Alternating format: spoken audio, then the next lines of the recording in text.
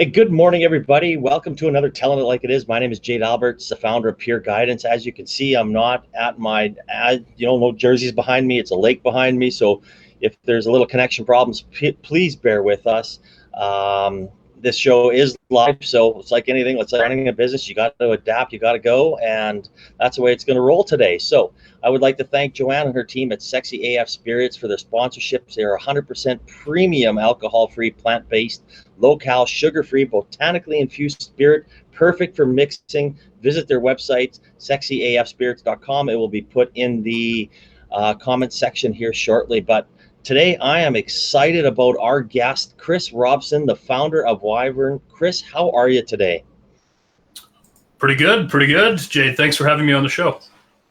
Oh, man, I've been, ever since we first met at Startup TNT, I've been excited about this conversation. I just, who doesn't want to learn more about space and satellites and all the cool things that you get to do on a regular basis? That's fair. Just space is probably one of the coolest things ever. At least that's what my opinion is. I'm a little biased, though.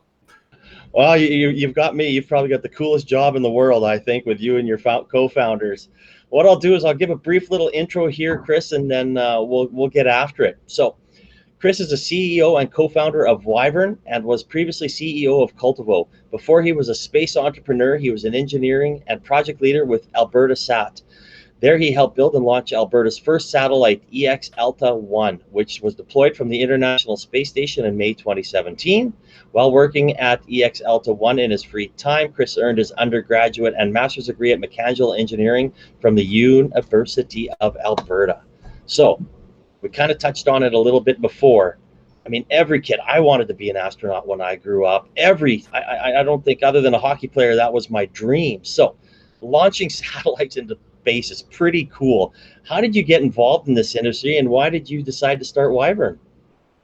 Oh, man. No, I hear you there. When I was a kid, I was a baseball player and an astronaut. I just finished my first year of university at Mount Royal. I did a transfer program from engineering at Mount Royal into the University of Alberta. And I was doing an internship at a company in Calgary called Arrival Oil Tools. And while I was on break, I was watching Facebook. I was just flicking through Facebook. I was bored. It was a 15-minute break. And I ended up coming across this video stream of the last space shuttle launch, Atlantis.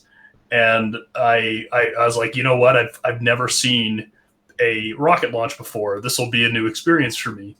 So I watched it. It was live, and the space shuttle took off, and it was amazing. Just the sound of the rocket engines, the huge column of fire that this thing was riding into the sky, and I fell in love immediately. It was like somebody just took my soul and lit it on fire with something. And what I realized as soon as that was ended was that, one, I didn't want to work in oil and gas anymore, and two, I really wanted to do space. And then very shortly after that, three, there was no space in Alberta. So I sort of had to figure out where to go from there. I spent about a year figuring out like what was around Alberta. Eventually, I found that there was this group at the University of Alberta called Alberta Sat 1. So I joined the Alberta Sat 1 group in the summer of 2012. And from there, there was only a few people left. Everybody was leaving, and so me and a few other people we joined the group, and we basically resurrected it, and we set a mission for ourselves. We said, well, you know what? Like, we want to work in the space industry, and we also want other Albertans to work in the space industry. So what we're going to do is we're going to build our own space industry, and we're going to do that by launching a satellite into space as students, and then after that, we're going to work with industry. We're going to spin off companies. We're going to try to get master's programs going at universities. We'll do whatever we can to do that. And so we ended up, and that's where it sort of started for me. We started out by launching Exalta-1 into space in 2017. It just rolls off your tongue like that was just simple. Oh yeah, we just launched it. Come on, it couldn't have been that simple. we had no idea what we were doing when we started. Like there was nobody around that could teach us how to build spaceships. Our first spaceship, and I kid you not, our first design had something called a satellite skewer on it, totally by accident. But but it would have been a space toaster if we sent that one into space. But we had to learn everything for the most part for ourselves, and eventually we started learning things from the people that we made friends with and that the professors that we had encouraged to join our little troop, and then our little troop became a big troop. But it was tough. It was tough as heck.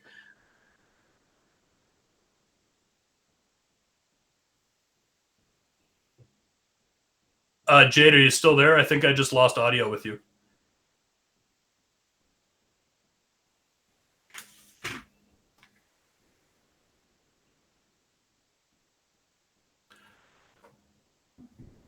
Jade, I still can't hear you.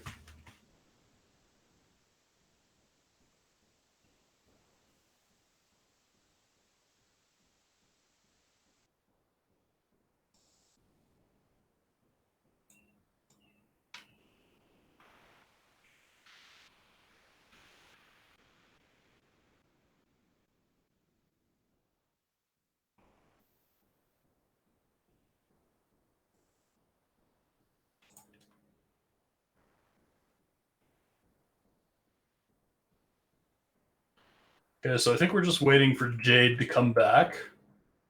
We'll give that a minute. I'm here. Can you hear me now? I can hear you now. As I said, we're going to have problems, but hey, we're just keep on rolling. So, I mean, you made it sound so simple, right? All of us wanted to be, an astronaut or be in the space industry when we grew up. And you said it started off as a little troop and it rolled into a big troop and eventually to Wyvern. Is that how it happened? Oh, yeah. Well, I mean, yeah, I guess that is, in general, I suppose that is how it happened. So when we started out with AlbertaSat, the first thing that we did is we realized that we had no idea what we were doing and that we had to figure out what to do. So our initial goal was to try to bring in more people and also try to entice some professors to join us and just try to design something.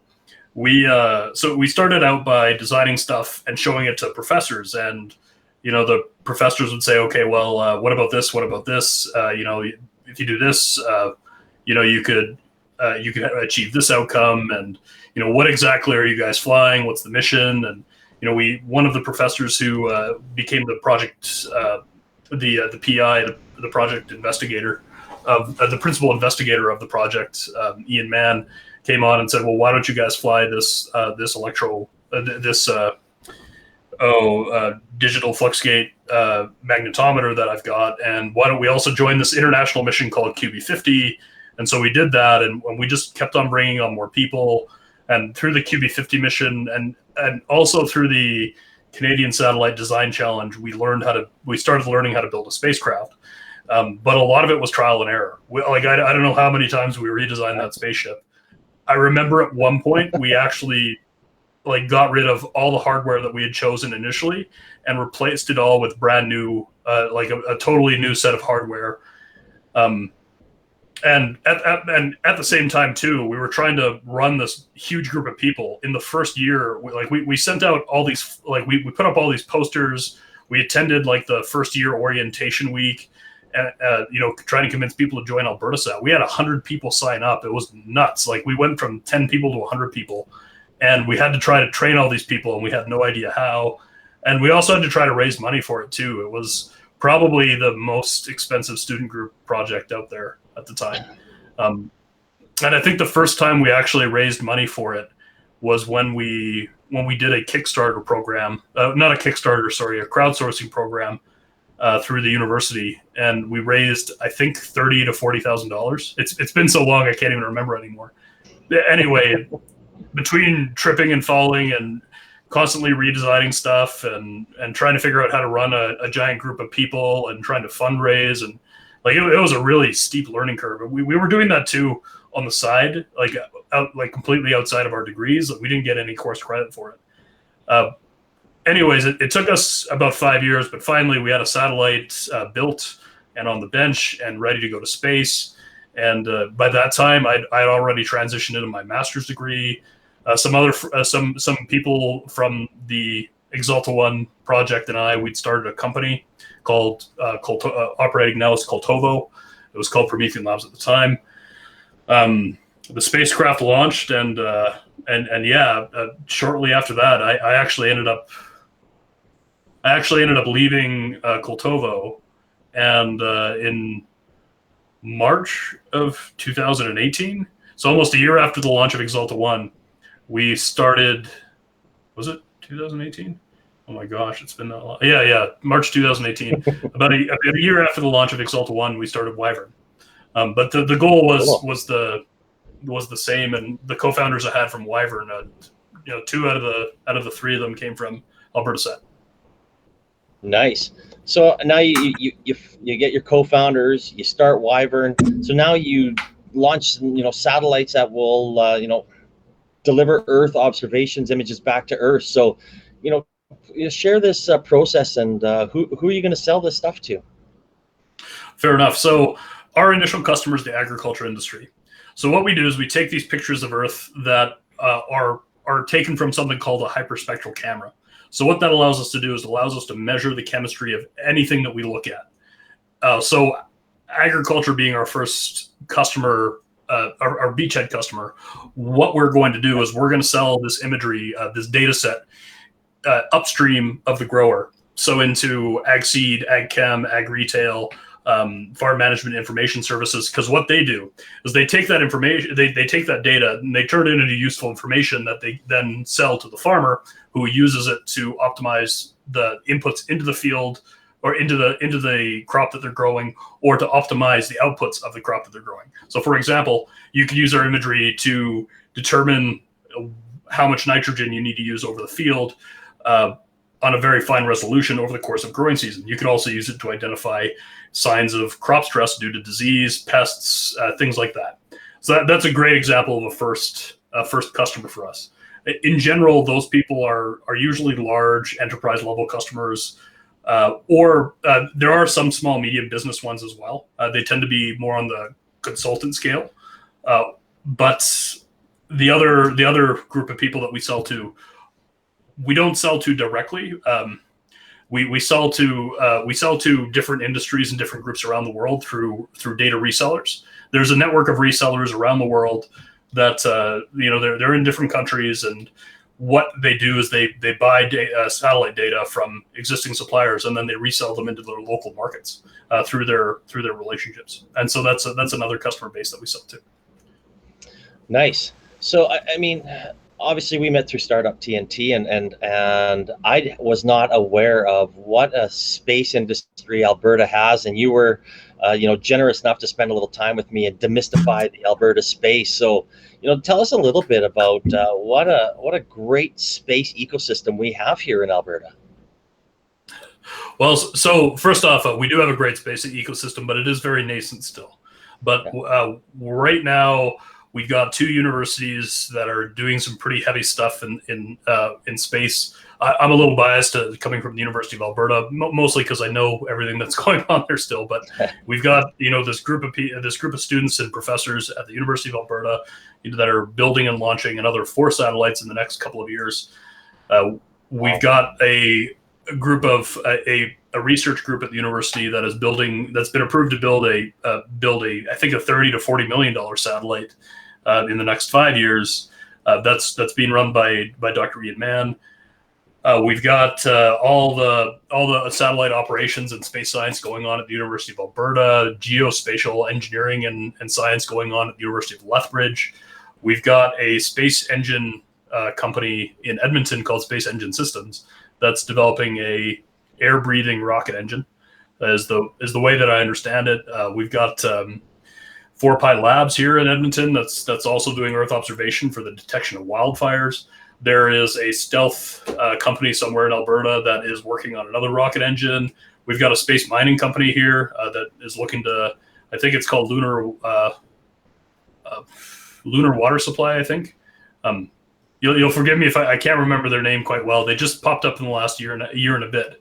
But there's a lot of really great stuff going on in Alberta for space right now. I suspect that there's going to be a lot more startups and a lot more industries moving into space in Alberta in the future, because we're pretty well positioned to build an industry like that at this point in time. So why is that? Why is Alberta positioned to be in a position like this?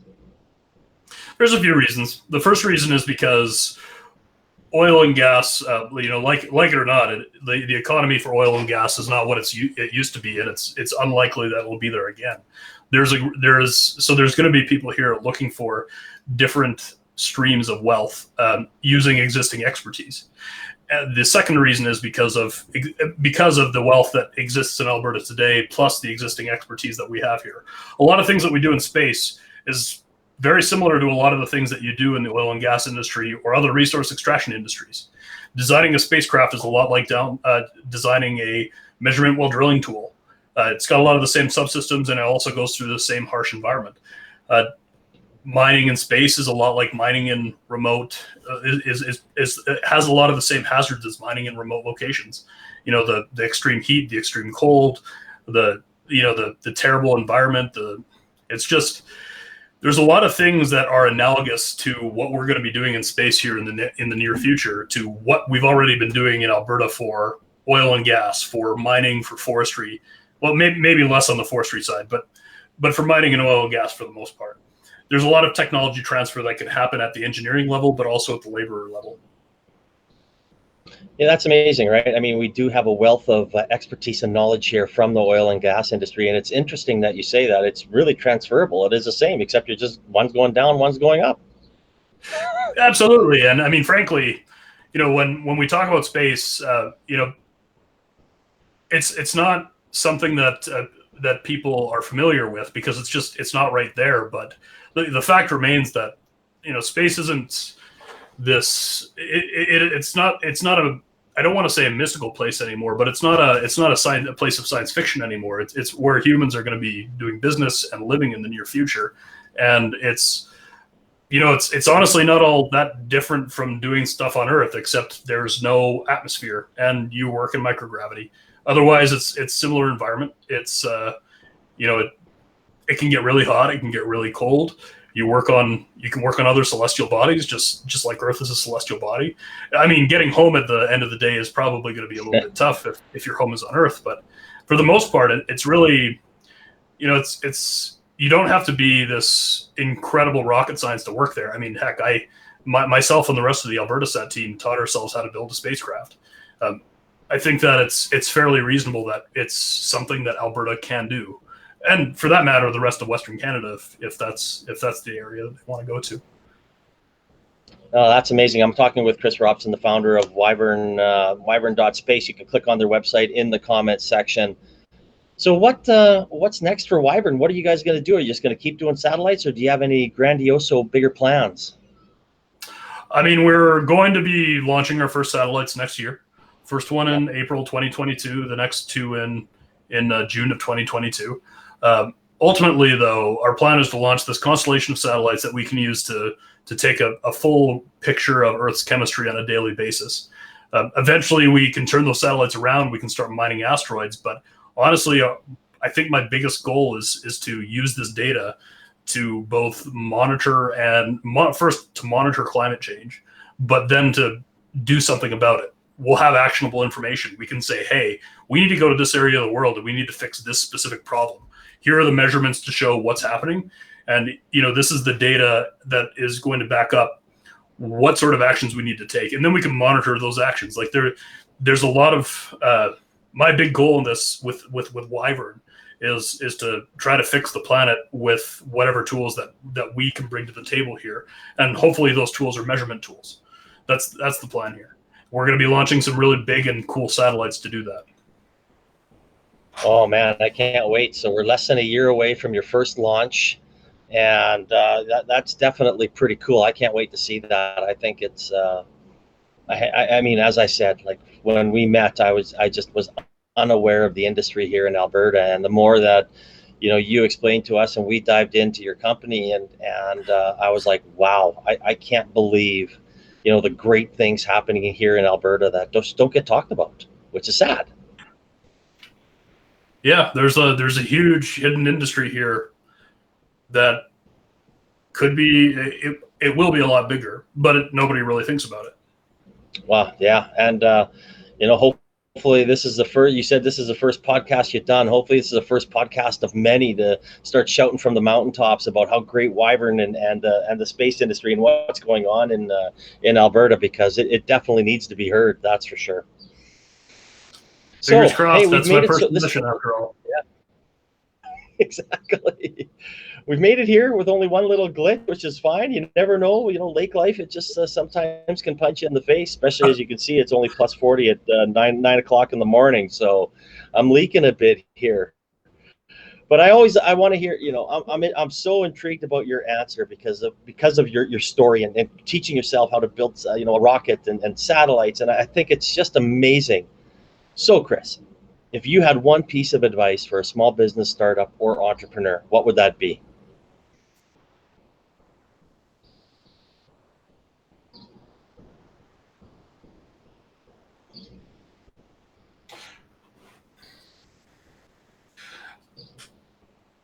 Oh my gosh, there's so many. I suppose that you know what, having a good team behind you, having the right team is instrumental. I mean, I think one of the things I've learned is that individuals themselves can do a lot and they can accomplish a lot. They can do very powerful things. But if you have a team that, if you have a team that works really well together, that it's almost like you've heard the expression, it's like walking on air. If you've got a team like that, that's there to support you in your bad times, there to accelerate you in your good times, you're going to be able to do far more than each one of those individuals could by themselves. It's absolutely instrumental to success, having a really good team behind you and having a team that you can work well together. I was very lucky with that with Wyvern. We have an awesome team that works really well together, that communicates really well together, and that is able to handle the hard times and also able to celebrate the good times. I'd say that's instrumental. Health is a close second. Take care of your health. Yeah, no, health is important, and I mean, if you're not healthy, it's going to be hard to accomplish anything. So it's especially coming out of COVID, and we shared our story with what goes on, and we hope that it inspires people. And obviously, you've had a tragedy recently in your life, and our deepest condolences. And I mean, it is, you got to have your health, you got to have your family, you got to be, everything's got to combine and come together to make sure that you can be successful. And I mean, I firmly believe that, and everybody always has something. So I mean, I know we've gone a different rabbit hole here, but if anybody ever needs to talk, ask for help. It's not a sign of weakness. Reach out. There's always somebody that will listen and that you can lean on and is there for you. And I'm sure you've had it just recently here, Chris, and I know it's tough for you to kind of come on camera here for your first one, and I really, really appreciate that. It's totally would have understand, and if Kurt would have been on here, or Callie, or whoever, I appreciate it, and again, my deepest condolences, and I really respect what you guys are doing. Thank you. I really appreciate that, Jade, and I would love to echo what you said. Asking for help is definitely a sign of strength, not a sign of weakness. No, I couldn't agree more. So I guess if anybody has any questions, they could have come through. Again, a little slow connection today. If there are any, we will answer them in the comment section once we post them up there on social media. Again, thank you to Joanne and her team at Sexy AF Spirits. Click on their website in the comment section. Alcohol-free, high-end spirit. They just won 4 double gold medals at a San Francisco summit. So again, Chris, thank you for being here, and I hope everybody enjoys, stays cool. I didn't think I would say that, but stay cool. Thanks a lot, Jade. I really appreciate it, and thanks for having me on the show. Absolutely. It was a great conversation. We'll chat soon.